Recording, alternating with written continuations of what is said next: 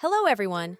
Today, we'll talk about how to create wonderful shots using the picture control feature on the Nikon Z50 camera. Take a look at these examples.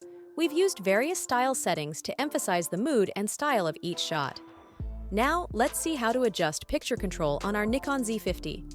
Just navigate to the photo shooting menu, then tap Set Picture Control and choose your desired style.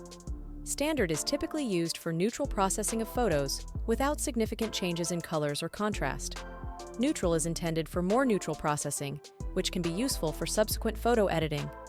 Vivid increases color saturation and contrast, making the images brighter and more vibrant. Monochrome transforms the image into black and white or sepia tones, which can create an emotional and artistic atmosphere.